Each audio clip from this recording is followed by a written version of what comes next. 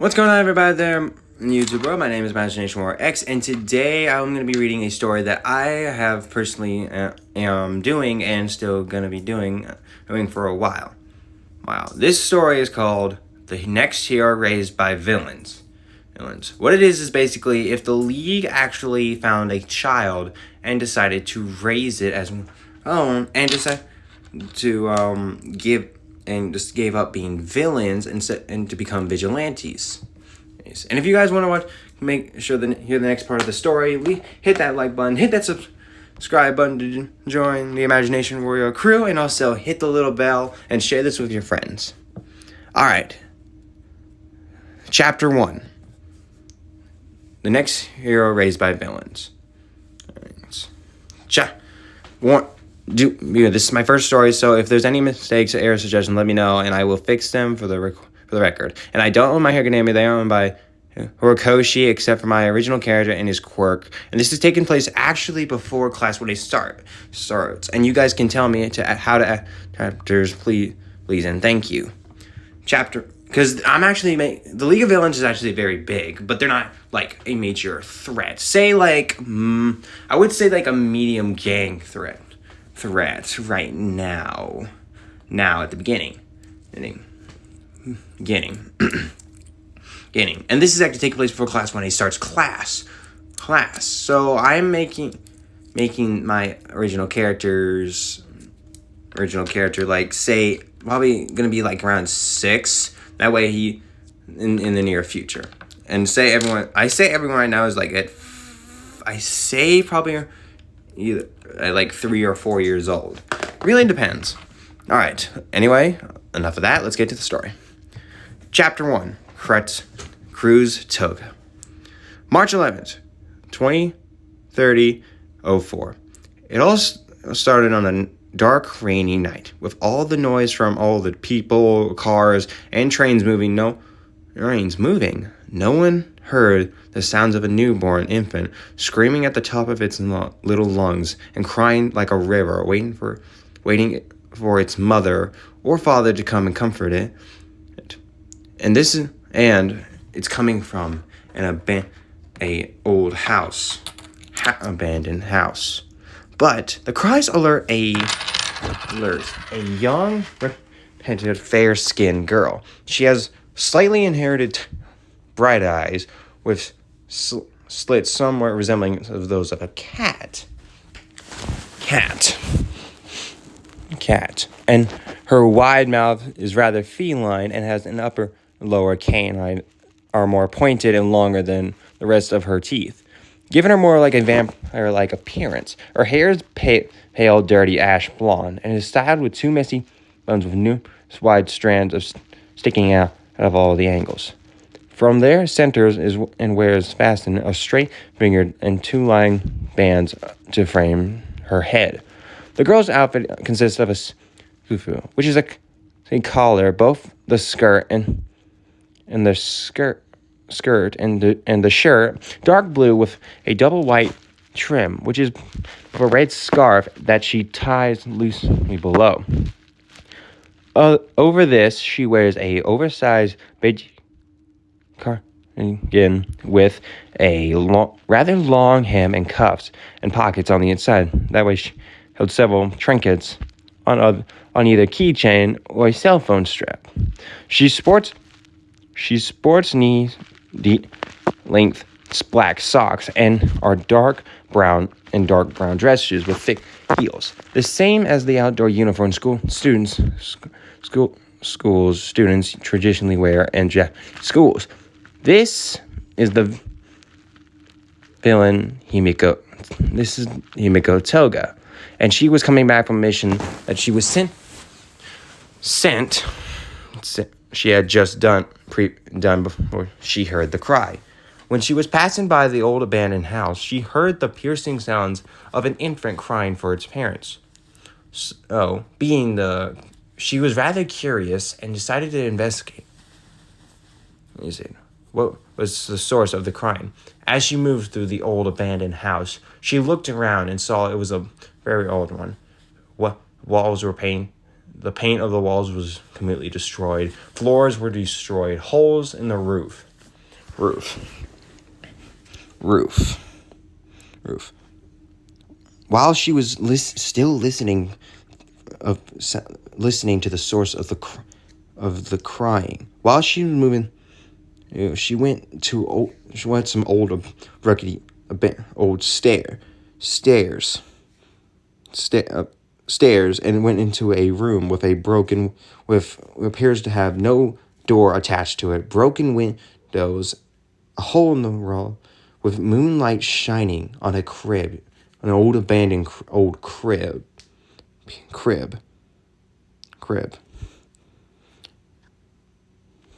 She walked over to the crib and her eyes widened to be shocked at what she saw in the crib. She saw an infant crying and bawling its eyes out. Its eyes out, and flinging its arms around. What's a little one like you doing here? She said as she picked the newborn up. The newborn still was crying, crying. She was trying its best to She was trying her best to comfort it, to make it to stop its crying. Then she remembered something. Her mother used to sing when she was an infant. Whenever she was fussy, she found an old rocking chair that was still in good tack. She sat in the rocking chair and started rocking while singing the infant the song her mother used to sing. Baby mine, don't you cry, baby mine, dry your eyes, rest your head too close to my heart, never to part, baby of mine. If they knew all about you, they'd end up loving you too. All those people who scold you, what they give you just for the right to hold you from your head down to your toes. You're so sweet, goodness knows, you're so precious to me, cute and can be, baby of mine. After she sang the song, she looked down to see the little one sound asleep and snuggling to her against her chest. She looked around, but when she went back to the crib, she saw a note, and it said this: to whoever finds this pathetic piece of garbage, or better yet, leave it to die, like I can care less. Toga then crushed the note out and crumbling it, and then said, since it's clear your parents don't want you, I'm going to take you back to the hideout, introducing you to your new family, because it's clear your parents didn't want you. So now you are my little one to care, to love, and to protect from this cruel and dangerous world. She used an old curtain she ripped off from the window as a sort of a holder or a baby carrier, and then walked out of the house carefully and quietly. She then proceeded to go to the nearest store to buy some baby essentials like diapers, some clothes, and some onesies, and some pacifiers and some formula. When she got back to the hideout, she opened the door to see a man with black mist, with a black mist. He appears as a dark, ghastly looking man with yellow eyes. He's wearing a suit with a tie and metal collar around his entire neck as a civilian. This is the Kirogiri, the bartender / caretaker of the leader of Toga's the leader who orders Toga around. "Young Toga, it is good to see you return from your mission," he says. Then he looks at her and sees the infant all in the carrier. And he said, "Young Toga, where did you where'd that baby come from?" he said. And then Toga said, "I was on my way back from a mission when I heard this little one in an abandoned house all alone. His parents left a note that says they didn't want a useless garbage like him. So I took him. I'm gonna raise him, and as if he was my own. And I hope you guys will want to be there to be his family too," she said with a smile as she showed the Kurogiri the infant as she took it out of its holder and into her arms. Kurogiri saw the infant, who was still leaning against Toga, with a visible smile forming. Kurogiri felt his heart pounding as it filled with cuteness from the child. Toga then noticed the infant started to stir and whimper as she realized that the infant hasn't not eaten. So her motherly instincts kicked in and asked her and started preparing a bottle for one. She asked Kurogiri to hold him while she prepares it. Kurogiri looks down and just sees the infant about to cry. "Toga, quick, get that bottle. The kid is about to cry." As Kurogiri starts to panic a little bit, Toga then finishes the bottle and then runs over there to take the child out of her arms and proceeds to feed the child.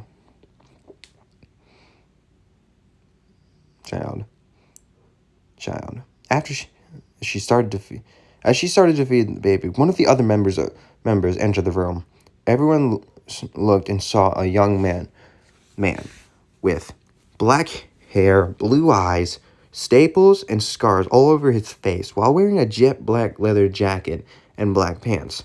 This was Dabi. He was one of the members of Toga's group, and the first thing he says when he walked in is, "What's going on? What's with all the yelling?" He says. Then he looks over to see Toga feeding the infant in her arms. As he then asked, "Why is there a baby here, Toga?" Toga then proceeds, "I found him on my way back, and their parents didn't want him because they left him in an abandoned house. So I'm gonna raise him. Raise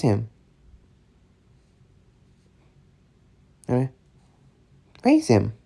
It's one of my own. And I want you guys to be his family too, Dabi, because I don't want this little one growing up alone." After telling Dabi, he looked at the infant and just said, "Well, I hope the others and the big man said it's okay." As he looked, he was starting to remember his own childhood. Then he went over and put his fingers to the child. The child then grabbed Dabi's finger, and then Dabi proceeded to start crying, smiling, with small little tears falling down his eyes. Eyes.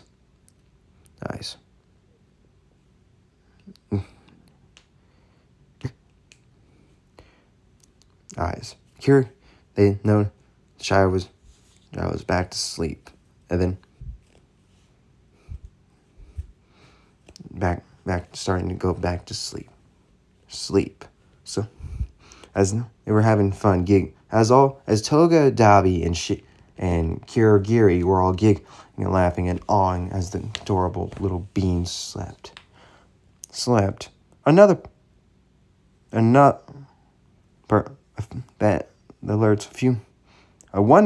person in the hideout, and this man was the boss of the group. He was a skinny, pale 20-year-old man. He has light blue skin and messy light blue hair.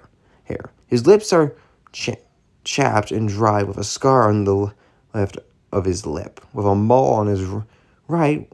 He has small red pupils, wrinkly eyelids, with a scar on his right eye. This was Toga's boss of the group, Tomura Shigaraki. As he walked and he said, "What the hell is all that noise? I am trying to play video games and I can't concentrate if there's all this noise." And that is when he sees the infant, that's when the infant starting to whimper a little bit, and he then notices the infant in Toga's arms, and he yells, "Why the hell is there a baby here?" And that's when the noise woke up the little one. As the little one started crying, Shigaraki looked over, and then he saw Toga giving Shiggy a death stare. And after she receives to calm the little one back down. She walked over to Shiggy and then explained what happened. And then Shiggy said this: "Toga, I will let this kid stay with us on one condition." "Sure, what is it?" she asked. "I get to be the big brother to this baby." Everyone with eyes widened. They were shocked.